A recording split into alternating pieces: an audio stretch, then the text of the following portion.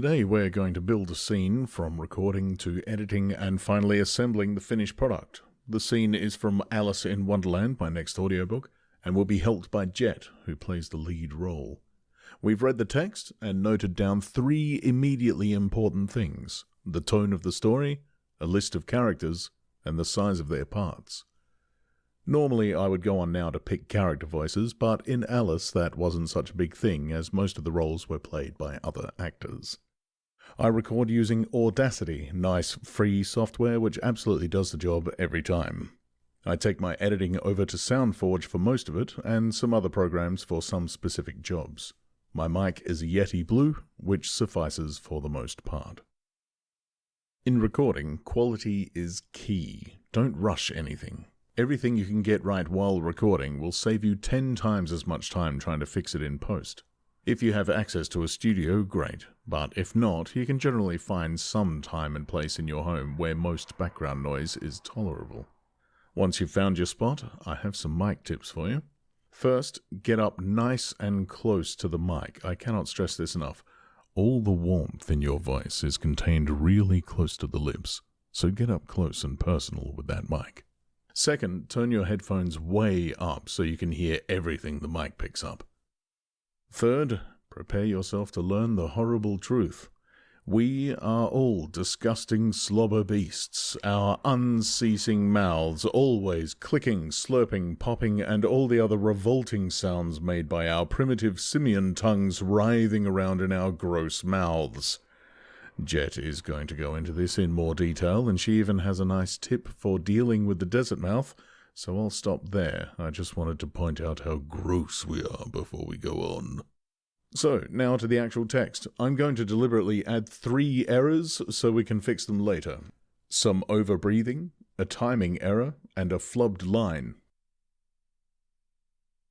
Very soon the rabbit noticed Alice as she went hunting about, and called out to her in an angry tone, "Why, Marianne, what are you doing out here? Run home this moment and fetch me a pair of gloves and a fan. Quick now!"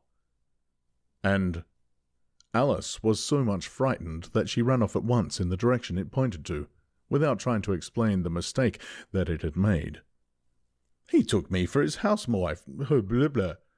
He took me for his housemaid," she said to herself as she ran. "How surprised he'll be when he finds out who I am. But I'd better take him his fan and gloves. That is, if I can find them."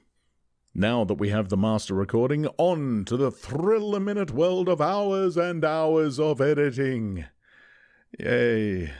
First, copy your files. I keep a master file, a copy of the master file, both untouched, an editing copy of the master file, and a copy of the editing copy.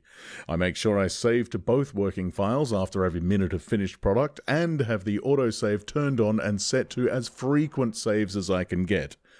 This may seem OTT to you, but trust me, you do not want to lose 8 hours of work because of a corrupted file. Next, silence is your friend. Background noise and filthy actors breathing with their noisy monkey lungs are the enemy. If you're lucky, most of this noise is handled in recording, otherwise you have to fix it here in post. I'll do a more detailed editing video with tips and tricks later. Now that job's done, I send this master file over to Jet, and she takes it from here. Oh, message from Steve. Hello, I'm Jet, and I'm going to show you a little bit about what I see from my perspective. Steve sends his edit of the file through Dropbox. I load up the file in Premiere Pro, and also a copy of the text that I'll be reading along with. I listen to the entire recording, and as I go, I chop out all of the bits that Alice will need to read. "He took me for his housemaid," she said to herself as she ran. "But I'd better take him his fan and gloves, that is, if I can find them." By separating Alice's lines into a different track, I can easily spot where I need to do my recording. I then mute that channel so I don't get confused, and I also have a visual indicator of the pace. Now, let's record. "He took me for his housemaid." What's great about having Steve's skeleton audio to work with is I can double check to see if my lines fit neatly. "He took me for his housemaid," she said to herself as she ran. If it doesn't sit right nicely, I tend to re-record, and that can happen several times. "He took me for his housemaid." "He took me for his housemaid."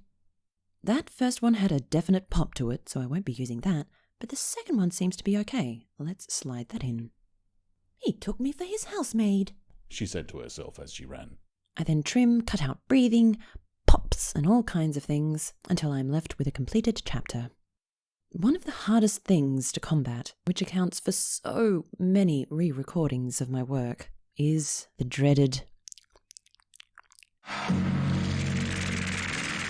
Now there's a new name for terror. I haven't been too pedantic with it this recording session. However, with Alice, I found myself taking a swig of apple cider vinegar at the beginning of each recording session. Just a small sip, sloshing it around my tongue and then spitting it out.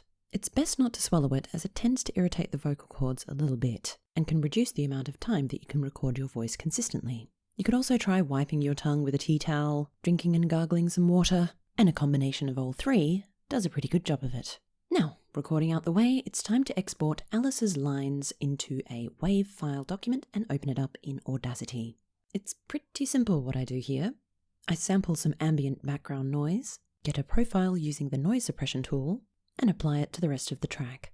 The next step is to truncate. All that does is clip out all of the silences between Alice's lines to create a smaller file. Once that's done, it's ready to send over to Steve so that he can continue with the edit. So, that's the basics of my perspective. Jet signing out. Back to you, Steve. And now I begin to assemble the cast recordings. For the most part, it's simple cut and paste. Sometimes you have multiple versions of a line and you have to choose which one fits best, but honestly, this is pretty straightforward. For the last part, any video editing software should do the job. Just as long as you can easily see what you are putting where and how long it lasts, you'll be fine. I start with the musical theme of the book. In this case, it's a little guitar piece I wrote. For 1984, it was Cryogenic Hypersleep by Jet, which you can find on my YouTube page in the Channel Contributors playlist. Then we lay on the voiceover file. Now we set the scene with a sound bed. In this case, we are underground. What on earth is the sound of being underground?